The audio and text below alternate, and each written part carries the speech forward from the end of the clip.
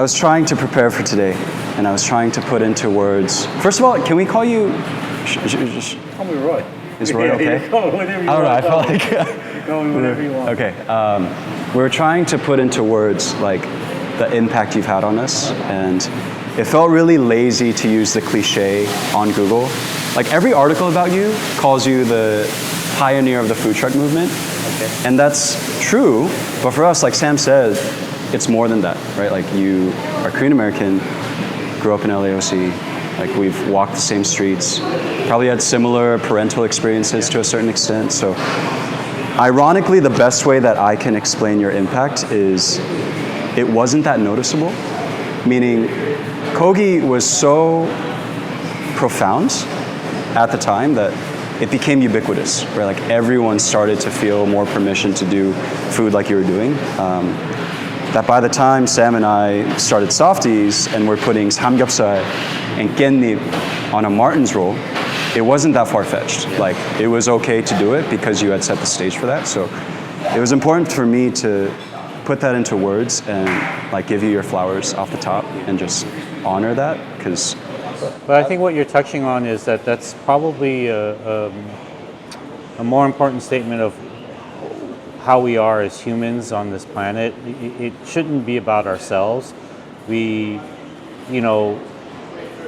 push forward so that future generations can build off of what we've done. And so it's not about the person teaching, it's about the student. It's about the people that it affects. So if you think of like riding a bike or letting go and letting someone ride a bike, it's better that my hand is invisible. And what you're touching on, and I'm appreciative of that, is that is if I could go out being invisible, and then what we've done carries on through you, and then what you do carries on through the next generation, that's more impactful than me having a statue in the middle of USC Village Square. So that's definitely better for me. I agree with that, and the same way you had your Emerald experience, like we watched Dave Chang, and that, like, if you think about it, and only now am I reflecting on this as we were preparing for this, like the fact that we could see you on Netflix with Jon Favreau, that's awesome, right? Like the fact that we could learn from you, and you make kimchi in a similar way that mom does, with no recipe and just 1 cup, 2 cup. Like that's so cool to see represented. So we're just so indebted to you, to be honest. But thank you. Yeah, I think today's questions are really about looking at the early days of Kogi, just because we see some parallels with our journey, and hopefully with 17 years of hindsight, you have a different kind of perspective on those times in the rear view. So we're just curious about how you process early Kogi now after all this time. So my first question is, Kogi for you started at what you call rock bottom in interviews. You were, I think, out of a job. You were a recovering addict, I believe. I was an addict. Yeah, I guess when you're an addict, it never leaves you. But my recovery was earlier on in my life. But Kogi happened when I was out of a job, fired, no money. Again in life. Again, this is the second time that happened to you. Is it safe to say you were depressed or feeling anxious? Like, what am I going to do? No, I wouldn't say I was depressed. I was scared, and it's hard to admit you're scared of something until you actually go through it, because I was scared because it happened to me at a later stage in life. Did you have a family by that point? And so I had a lot of responsibility on my plate, and it wasn't like I could just, say screw it and like go party and like figure it out. Like I had bills, I had things I had to take care of, I had to be an adult and all these things, and then the other part of it was I wasn't getting another job for months. So the thing was dragging on for a long period of time, and then on top of that, it was a very unique time in the world during the real estate crisis of 2008. So everything was kind of caving in, and then my life had been ripped out from under me, and there was no normal path out. So I didn't really see a path out, to be honest. And so I was scared, Yeah. 17 years later, can you, because we, I think, relate to that to varying degrees. We kind of felt like, what next, or what do we do now? 17 years later, can you reflect on like the beauty of a bottom or an oh crap moment being the starting point? Because I think a lot of us work so hard to avoid that exact feeling, but for you it became the impetus. Well, as scary as it was, the other side of it is that you're also very vulnerable, and you're at your purest state, and you're at your most impressionable state, because nothing else is holding you back. So again, as horrible or depressing or scared or rock bottom that it is, that rock bottom is actually the most fertile ground for anything. Look at our parents. Look at immigrants that come every year, even to now. They're starting a whole life over, but look what we've become, right? They came here with nothing, but they had to come here with nothing in order for us to become something, right? Maybe in their home countries, that wouldn't have been possible, because of all of the restrictions and structures and everything. But because they started with nothing, everything is possible, right? Their kids going to college is possible, So that's the same thing with me, is that even though I had lost my job, I had literally about $100 in my bank account. There was nothing on the horizon. I was really scared of what I was going to do. I was literally about to go back and try to I was in the classifieds, basically. I was ready to work an hourly job. Not there's anything wrong with the hourly job, but I was ready to do whatever it took. And then at that moment, Kogi happened. Started selling tacos on the street. But because I had nothing else to rely on, I was fully invested and fully in the moment, in that moment. And it needed me to be fully in the moment, right?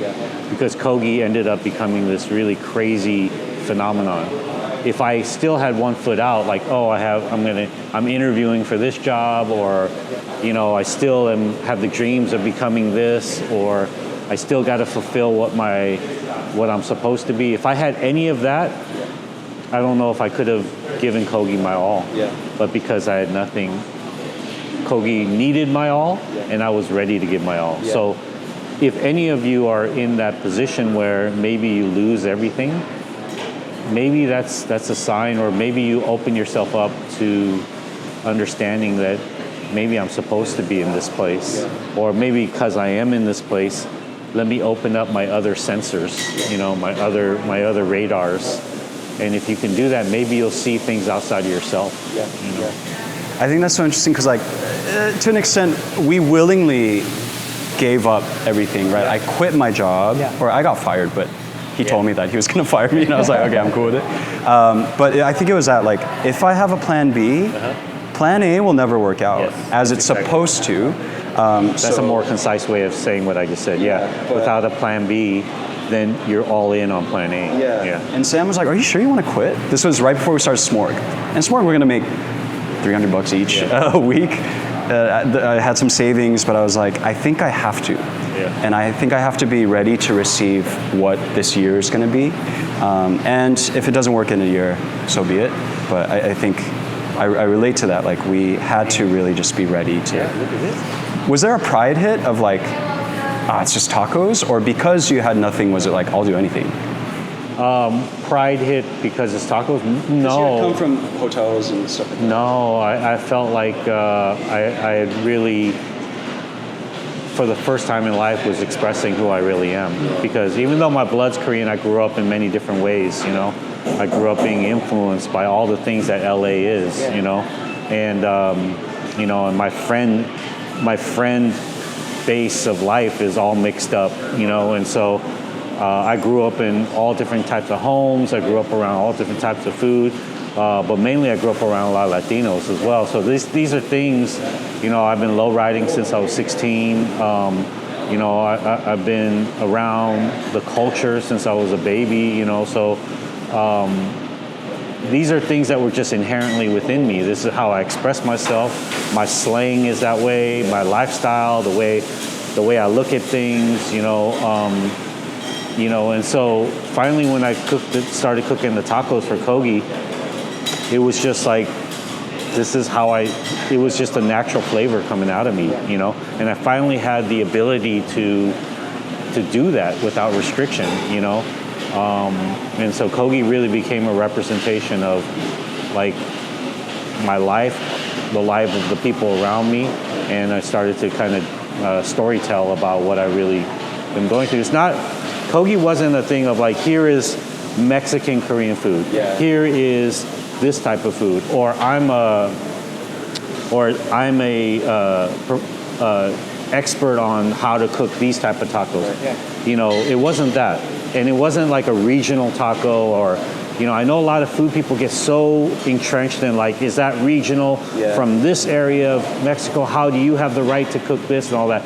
It was none of that. It was just me being myself from LA, cooking this food to other people from LA. That's it. That's all it was. And same way as if I was to bomb this wall right here, I'm just expressing myself the way that I am, and this taco was just that. That's very encouraging, because for a while, we didn't want to have burgers be too Asian. Because there's I don't know how this word makes you feel, but when I hear fusion, it makes me cringe. But at the time, no one had any other word to describe what they're seeing. They're seeing different cultures putting together an entree of some sort, and they labeled it fusion. The reason why it made me cringe is like, some people have done it wrong. Some people have done it really well, but to your point, like when you built Kogi, it was just you on a plate, things that you found the most confidence knowing, because these are flavor profiles you grew up eating, and you actually had a story and experience behind these flavor profiles. It wasn't like... I never saw your stuff as Asian, to be honest. I always saw it, I think the most important thing is the delicious first. And I think a lot of people saw you, maybe some journalists wrote those things, but the fans, us as the fans, we saw it as delicious first. And that's really the most important, I think. And that ties back to, again, just honoring you. Like, again, going back to those years, like, had we opened back then, whether we were successful or not, people would have called this Asian or fusion, right? But because over the years you've made it successful for people to put different ingredients and different cultures together, they don't have to call it fusion. They just say it's one of a kind or different, and it's acceptable, So that gives us a lot of confidence, because we get to also, just like you, provide flavors and compose dishes or burgers that we grew up eating, because that's where our most confidence comes from. Like, we're not chefs, but I'll stand toe to toe with someone else knowing that I compose a burger that I know is delicious, and that it gives me some level of memory in my childhood, right? So that's really exciting to hear from that. Yeah, Kogi was just, we ended up being able to define a food that was just Los Angeles, and the more and more we grew, the more and more we were able to represent Los Angeles, and the more and more people got out of calling it fusion or Korean Mexican or chef-driven taco or anything. It started to move away from that into just being a food that represented LA. And then on the other side of that, the power really came from the people.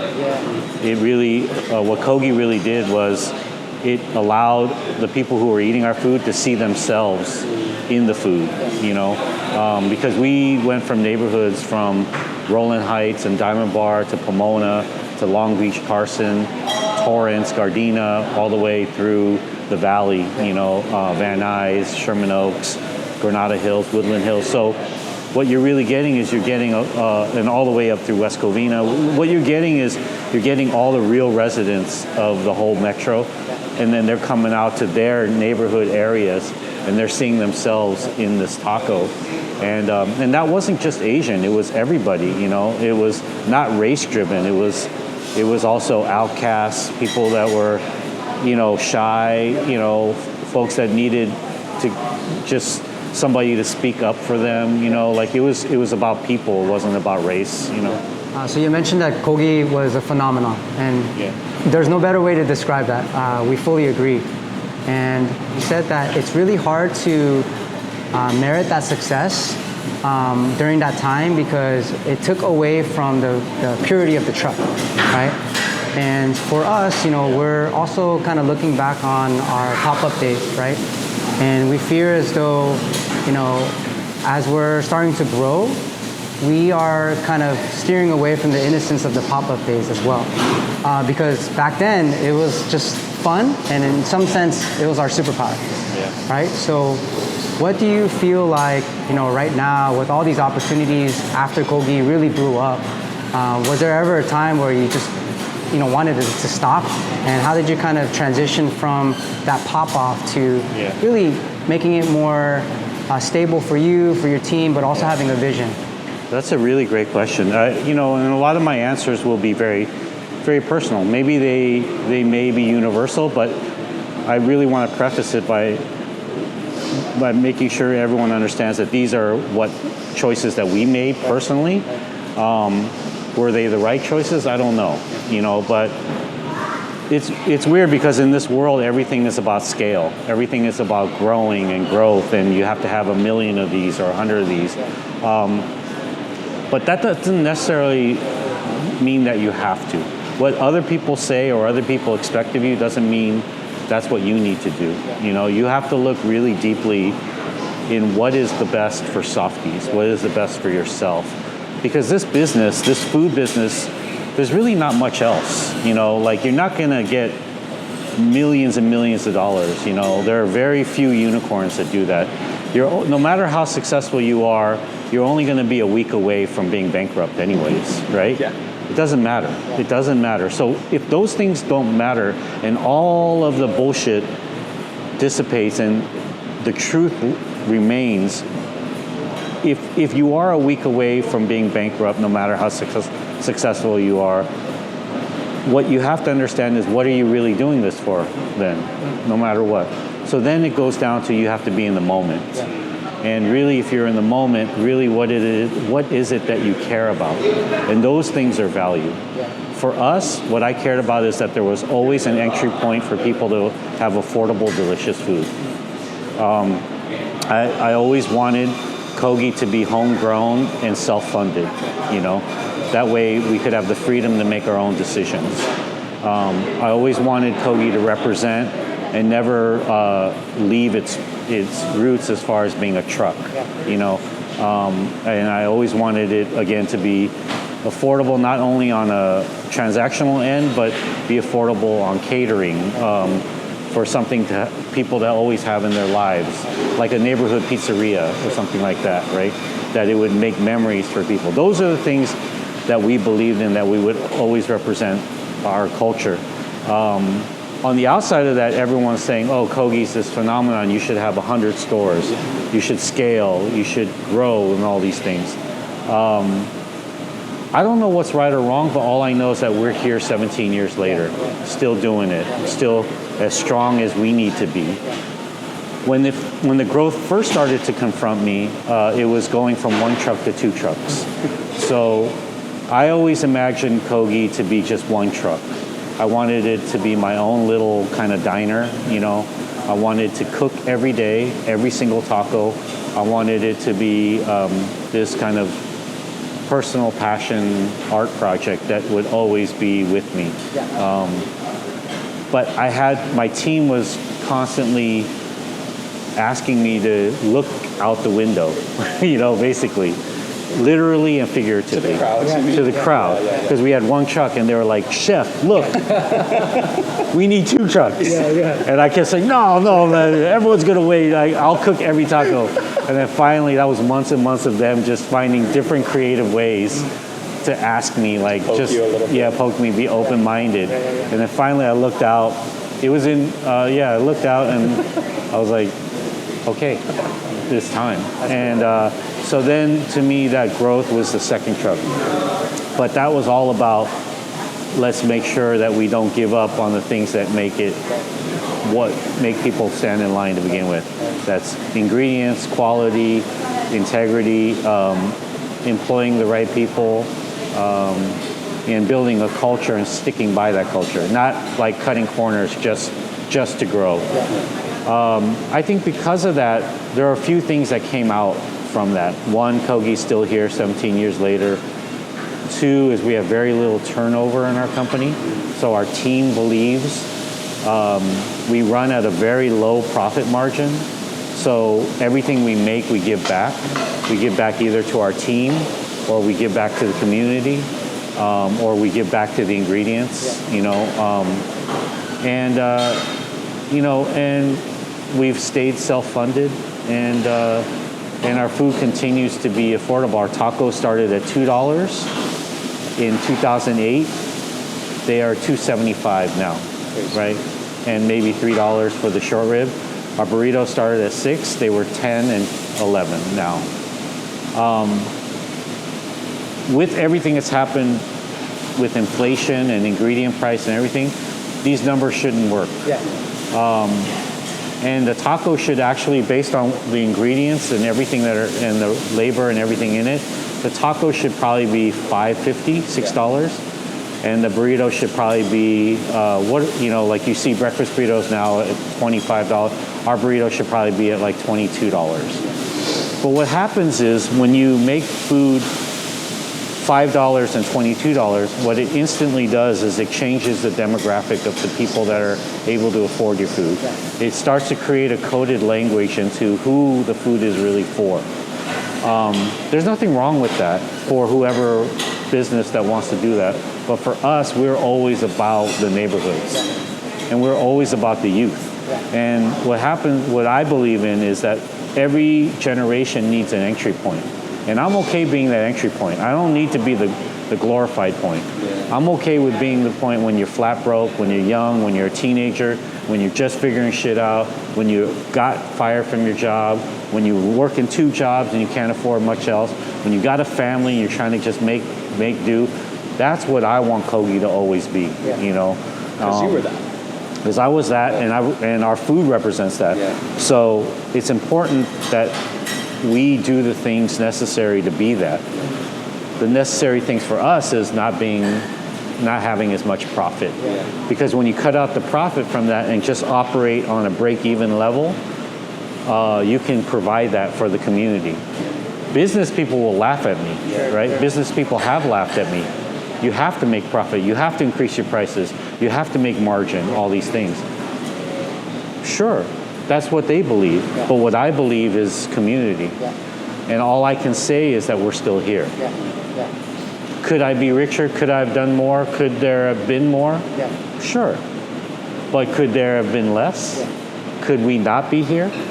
That's a possibility too, right?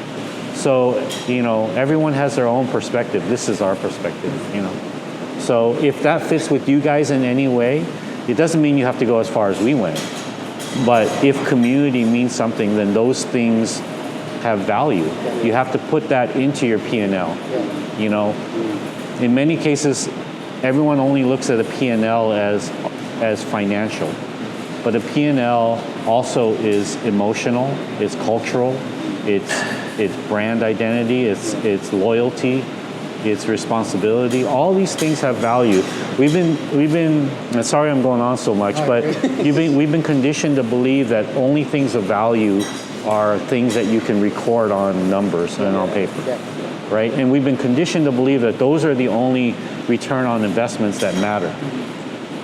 I'm here to argue that the human investments and the human values matter, and that those things will pay dividends in different ways, in abstract ways, that will keep your business afloat. They may not show up on the P&L sheet, but there are other things, mystical things that will come along within that will help your number sheet. But if you remove these abstract things, your number sheets may not have the fuel and the energy in order to grow. And again, Kogi shouldn't work. If I was to hand you our P&L, an economist or anyone would look at it and say none of this should work, but it works. So I'm just saying, man, there is room for the weirdos. There is room. I think I really want to harp on the P&L thing, right? Being emotional and stuff outside of money, because to your point, if we just chase money but lose our kind of purity or innocence or our initial desire, right, which is just make food and make people happy, yeah, we're profiting, but then literally what are we losing? Like what is going out for this much gain?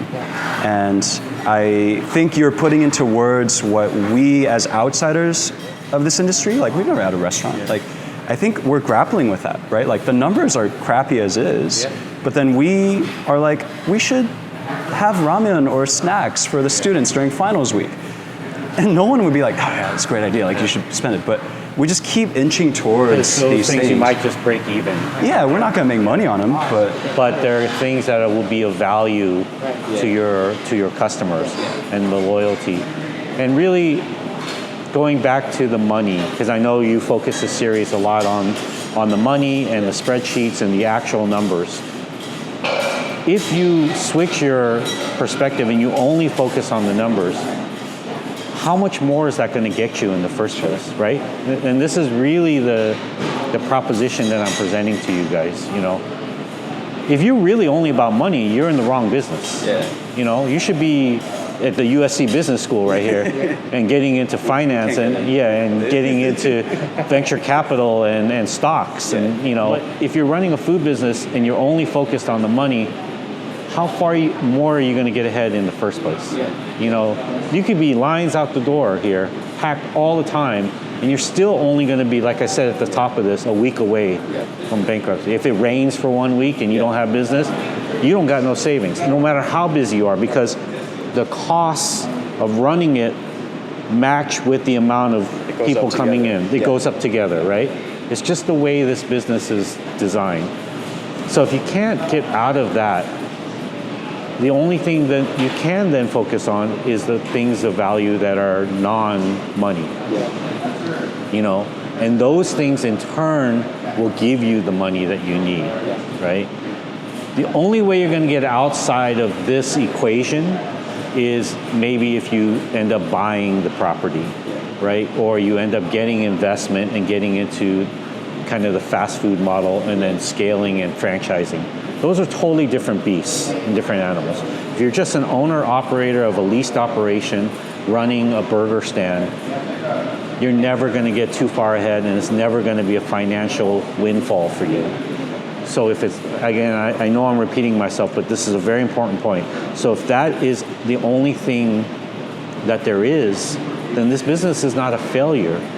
You have to say, you know what, this business means more than just money, right? And then if it means more than money, then you have to value those things as much as the money. And then those things become the whole recipe. Just like a recipe. Money is only one ingredient, right? If you only have the bun, you don't have you don't have the patty, right? So then if the bun is the financial, you have to have the patty. So what is the patty? Then the patty is the people, right? Then if you just have a bun and patty, that's not enough. You have to have the cheese. Then what's the cheese? Cheese is design, is culture, is brand. Then that's not enough. You need the sauce. Then what's the sauce? The sauce is humanity, is taking care of your staff, is being kind, being generous, right? Then that's not enough because you need the crunch. So what's the onion, tomato, lettuce? Then those things are the abstract things.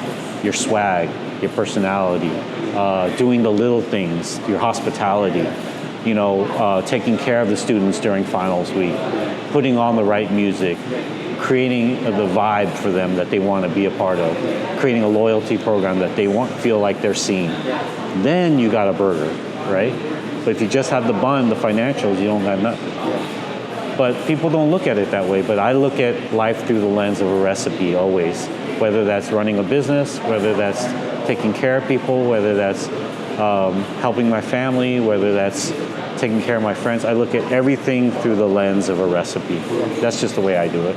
It's beautiful. A wise guy once said that you don't need the patty though, so I'm gonna see if you guys make a grilled cheese. I stopped eating meat. This year I stopped eating red meat and fried foods, and it's just something that's been very important in my life. You know. Sorry that you're interviewing with a burger shop. You guys have a mushroom burger here? Grilled cheese, grilled cheese. Yeah. Real quick on the note of like money not being everything. At the same time, you're growing Kogi, and that required you to step off the line, literally and metaphorically, right? Like you were not able to make each taco anymore. I think as we think about location number 2, location number 3, that's another thing, right? Like I love being on the griddle. I could do that for 3 hours, 4 hours, 5 hours a day. Just put me on there. How hard was that for you as just a pure cook, chef, to get off the literal and metaphorical line? It's not hard if the reasons are real. You know what I mean? So if the demand in business, if the opportunities, and if your team is ready, those things are all aligned, then it doesn't become hard. Then you don't feel guilty. Then your ego's not in the way, right? Because these are things that are forcing your hand, just like Smorgasburg forced your hand, just like this forced Smorgasburg's hand, right? Each step feels natural. If you're doing it to be on the golf course and just be at the club, you know, and just flaunt like I'm the Softies owner, you know, and you trying to act hard as shit being Softies, you know what I mean? You know what I mean? If that's the reasons, and you're just never here, and you're complacent, you just don't want to work, and you're being lazy, and you're making your team do all the work, and you're yelling at them for doing the things that you never taught them how to do, if those are the reasons, then that's wrong. But if it's the other way, then it's all good stuff, because then what happens is you give opportunity to your team members. They each get to step up, right? Then all of a sudden, your lead line or your manager gets to take on an ownership position. You know, maybe you give them a little, as you grow, you give them points for that.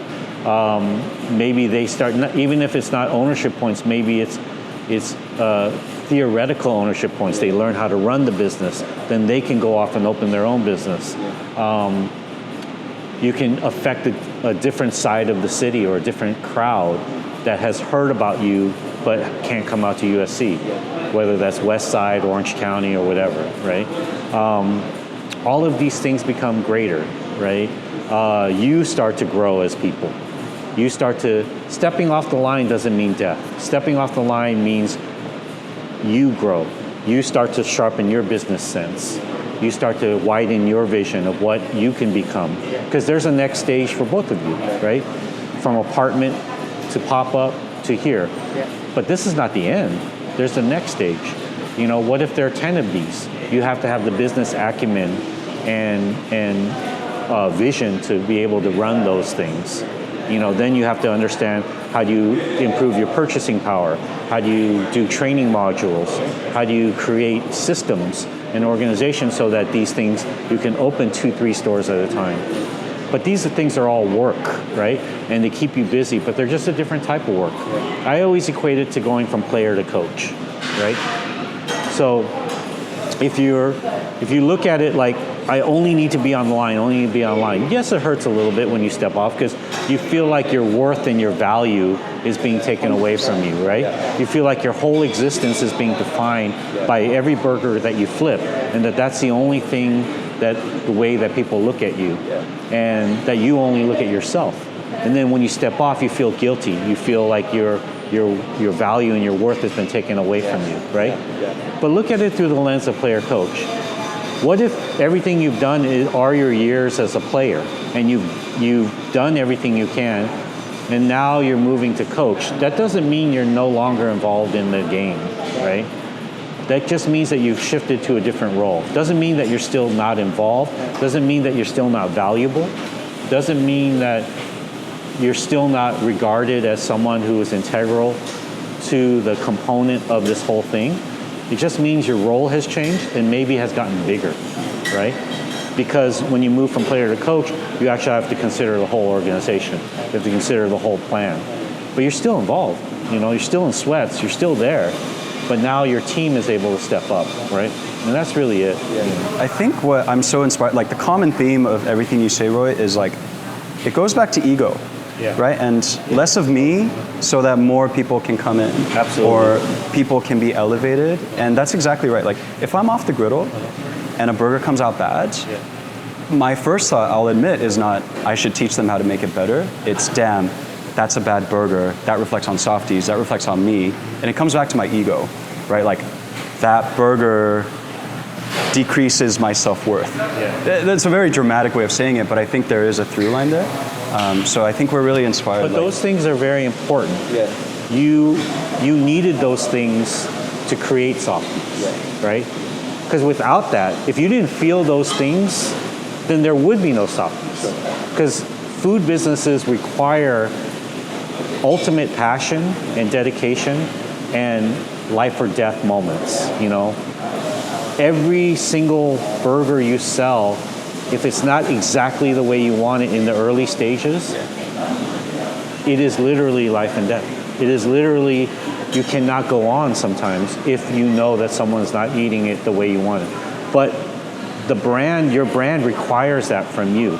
But now you're at a stage where that brand doesn't require that from you. What your brand requires is you teaching others that same passion, right? You know, because, or you don't look at growth, right? Again, like the theme of this conversation is looking at both sides. There's another side. Then stop looking at growth. Stop making these fucking videos, right? Stop worrying about like how big you need to be or whatever, and just run this place. You know, nothing wrong with that. We grew up in households where our parents only ran one restaurant, right? There's no shame in that. We're so tricked to believe in this new world that everything we need to be bigger and bigger and bigger and bigger and maximize. And if I don't make two out of this, or if I don't capitalize on this momentum, that I'm a failure. I let it slip through my hand. No, that's not the case. There's plenty of worth and celebration and value in you guys just doing this every day, right? But you have to be honest with yourself. What do you want? I don't think that is the end of your story. I think that there is more growth in you. And when you look in the mirror, if you admit to that, if you let your ego go away and say that this is the truth, this is my destiny, this is really what my calling is, then you have to give up that part of the anchor that's holding you down. And you have to look at it like, you know what, this is just the next chapter that's forcing my hand, right? And if that's the case, then the number one thing, and I'm sorry I'm going on and on, I'm doing what's called in Korean chansori. But it's all getting to a certain point. Yes. What the point is in all that is your bridge right now is to invest in your people. Okay? You have to teach them how to make the food exactly the way you guys make it. And it's not just them, but you have to design, you have to adapt your recipes so that they're fail bulletproof. The thing that Kogi really transitioned towards is, instead of everything being so esoteric and artisan, I had to figure out how to make 1 gallon recipes into 50-gallon recipes, right? I had to figure out how to make the marinades so that they had enough wiggle room where they could endure a mistake here or there, or maybe they forgot to put 4 cups instead of 5 cups, but the recipe was strong enough to absorb that. I had to figure out how to transition the recipe so that if they didn't cook it 2 minutes versus 3 minutes or whatever, that it would still be delicious. That if the inside of the slider bun wasn't toasted 100% and it was only toasted 80%, that the rest of the flavors would make up for the difference. I had to figure out those things. On one level, a perfectionist would look at that as compromise, right? But to me, I didn't look at it as compromise. I looked at it like the recipes have to adapt to the volume, and then I have to adapt to training the team to take over my role. You can't set them up for failure by being too exact. So it was a two-pronged thing. One, I have to train them to operate as good or better than me.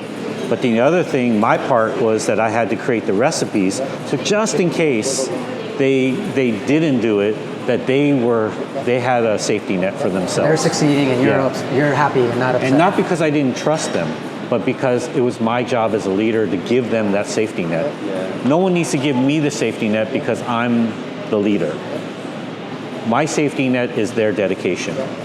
But my responsibility to them is to give them the safety net just in case they get too busy or, because they're, in many cases, sometimes, again, I want to state this clearly, it's not because they're lack of effort or ability, but it may be they don't have the same experience as me, or they don't have the same years that they put in, or maybe because this project is a passion project that came from within me. And as much as they can try to emulate it, it's not their project, you know? So I have to create the bridges to make them as close to it being their project as I can. And that comes from recipe, training, and a little bit of empathy, right? Every burger can't be 100%, right? So you have to look at, like, if they do mess up, take a bit of grace in that. Pat them on the back and say, it's cool, man. Let's do it again. And every time you find a mistake, go back on the line and cook it with them again.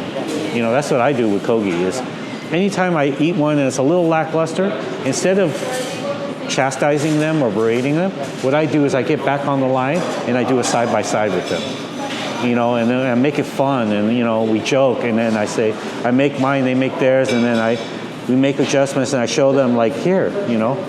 And then I admit to maybe some things I did wrong. I said, maybe I changed the recipe along the way, you know. Maybe I did this, I showed you this way last time, you know, but this is the way I want you to do it from here on out. And each time it takes a little bit of a refresher.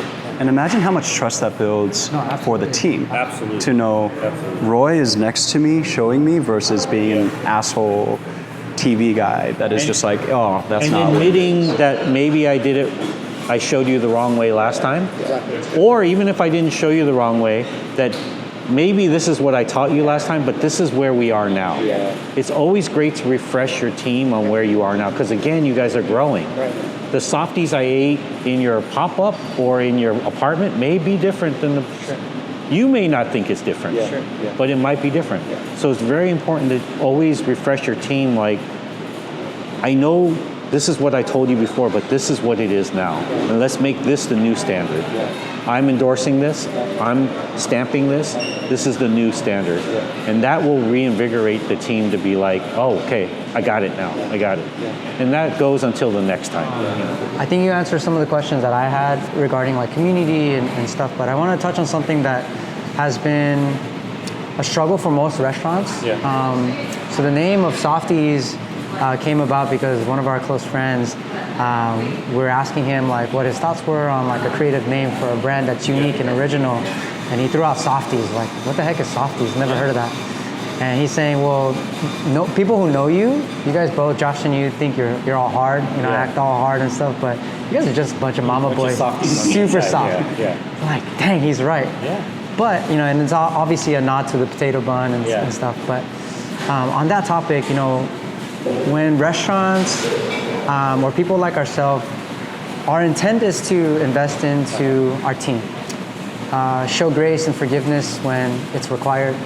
How do you balance that line of like showing grace but also having discipline? Because there's a point in which that could be taken for granted. Or what's your story on like kind of a transition, whether it was like, hey, this is a moment where I can no longer show grace because it's on you, but still being kind enough to show them, you know, where their fault is at. And then where are some cases where there's just this complete transition of like, I'm sold. Like I want to work for Kogi, I want to work for Roy because of the grace that he has shown. And there was a kind of a light bulb moment. Well, you have to discipline and reward at the same levels, right?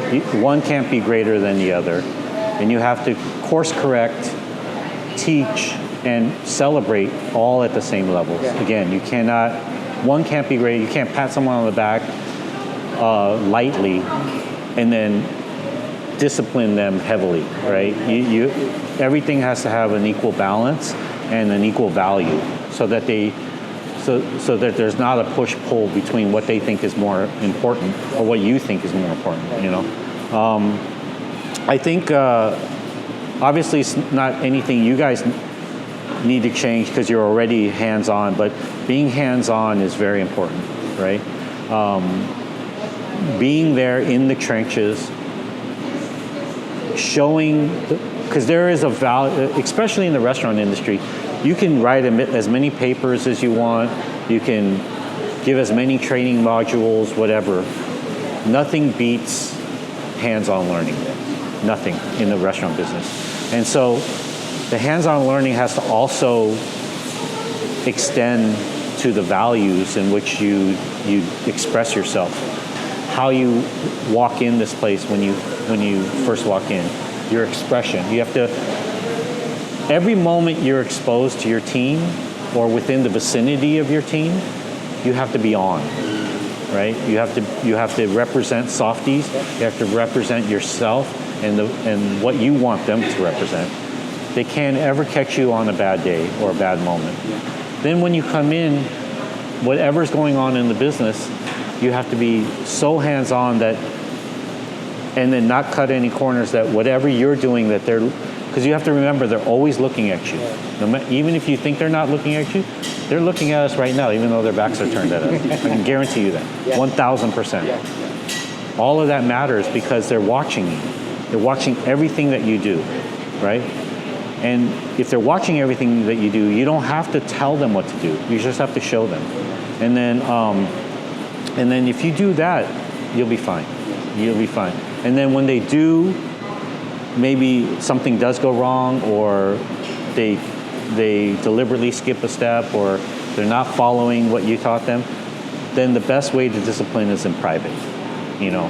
But in order to discipline, or in order to course correct, you have to build the trust ahead of time, and that's through side by side. There's nothing in this restaurant that you shouldn't be able to do that you're asking them to do, right? There's nothing in this restaurant that you ask them to do that they shouldn't have seen you do already, right?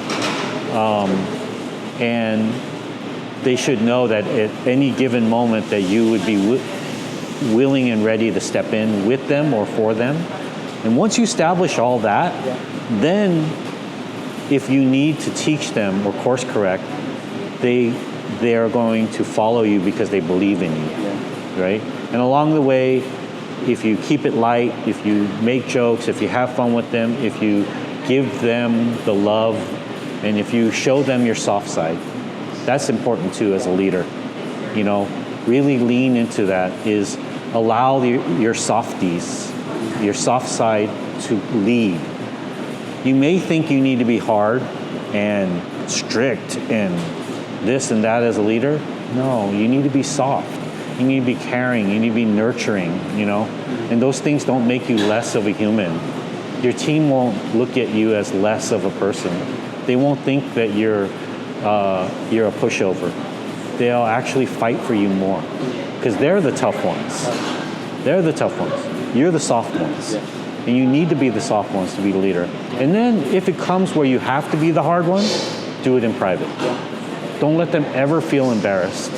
Don't let them ever, their colleagues ever see that you are doing this to them. Do it in private, give them direction, work with them side by side to get back to the place you need them to be, and then let the others see that so that the whole environment is nurturing. That's what it's all about, man. This is what it's all about. And that's the restaurant business, because all we have is each other. You know? Real quick, last question. Chef Roy Choi, outside of chef, author, what do you want to be remembered as? Well, I think I still got a few more years left in me. Of course. Yeah. You know, to try to build that memory of whatever people think about me. But I think if it was to end right now, I think that I just want to be remembered as someone that always put on for the city and for the people. Yeah. You know what I mean? Like, I don't need to be called chef. I don't need to be known for any of the accolades. I don't need to be known for anything that we moved. I think that for me, it's like that always kept my feet on the ground, like we say in the hood, like 10 toes down. I always kept 10 toes down. I always put on for the people, that I never left anybody. You know, I never left anybody behind. You know, that I always looked out for everyone coming up around me. You know, and I believe and I'm proud of Kogi and my other places too, Best Friend, you know, Chego, all the restaurants that I've been involved with. I believe that all of them represented and put on for the community, and always gave a place for the community to find a piece of themselves in, and I'd like to be remembered for that. That I never left anyone behind, and never left anyone hanging. You know?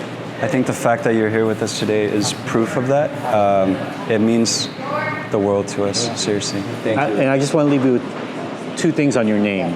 One, I didn't know that about Softies. I thought it was about the bun. I think you need to lean into that more. Let people know your soft side, you know? Because that's we as brands, people want to connect to us as people, you know?